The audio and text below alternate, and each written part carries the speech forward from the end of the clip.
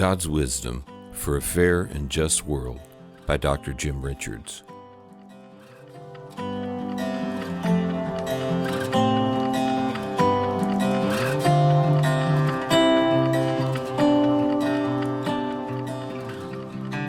Chapter 2. How did we get here? Few believers understand that the failure to interpret God's commandments in light of social justice always leads to a misunderstanding and misapplication of God's Word. Sadly, the way Jews and Christians have represented God, one might never consider that His commandments and social justice are not just compatible, but essential to each other. According to Dennis Prager, 8 of the original 10 commandments were about relating to one another. When Israel became a nation and needed to understand how to develop laws for social justice, God gave them a total of 613 commandments. These commandments were expansions on the original 10. This means that 490 of these commandments were about how we would walk in love towards one another. They were about civil order and social justice based on having value for one another. One Hebrew scholar stated that the word translated commandment might best be rendered prescription. A prescription is something given to either prevent or heal sickness. God is love. He has called us to be like Him. He provided these prescriptions so we would know how to treat others in a manner that reflected His love and justice. Likewise, the word translated law in the Bible could be translated signpost. The law was a signpost.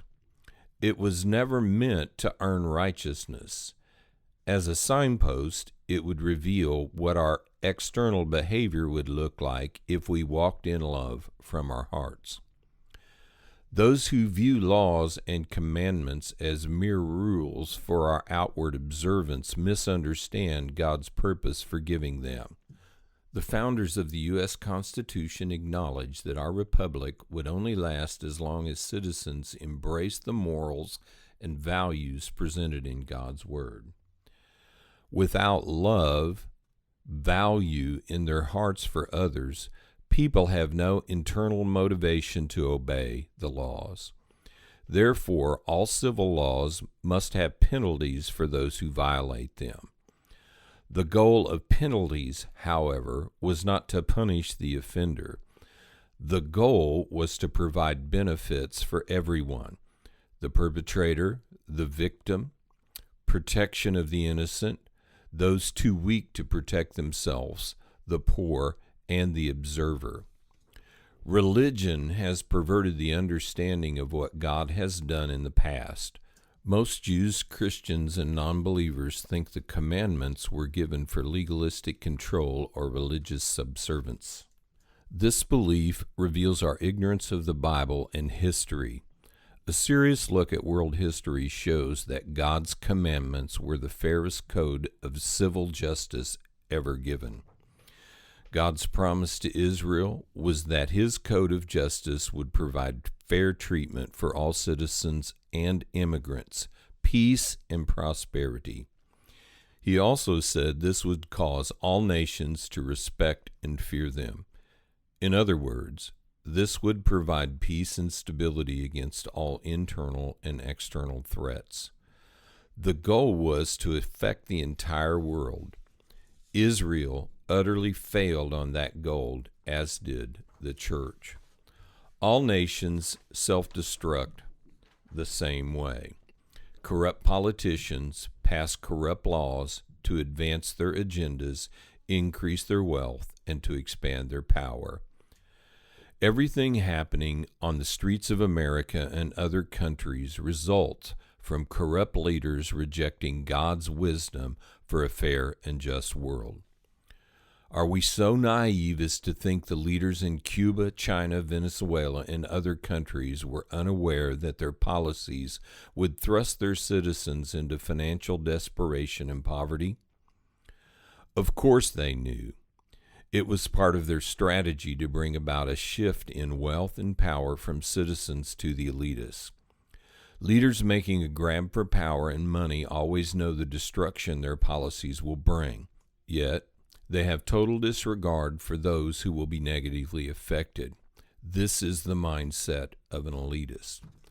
All nations that fail economically and socially first fail morally and ethically.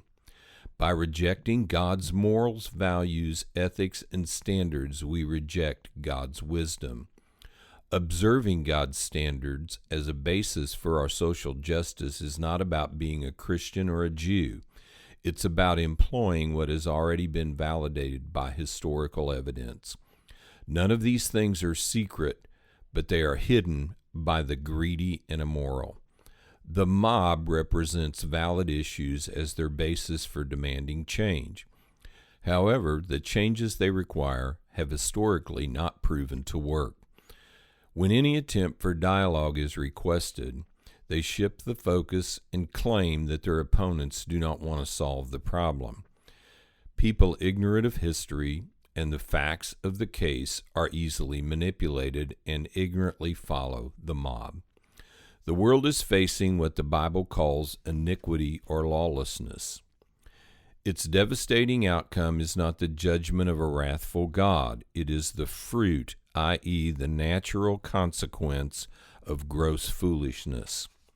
The farther any nation moves away from God's social justice, the sooner it will collapse socially and economically. It will most certainly fail to maintain a fair system of social justice. The good news is we can stop this flow of destruction, save millions of lives, and prevent the suffering of billions. But it has to start with believers who are willing to give up their religious ideologies and accept God's Word.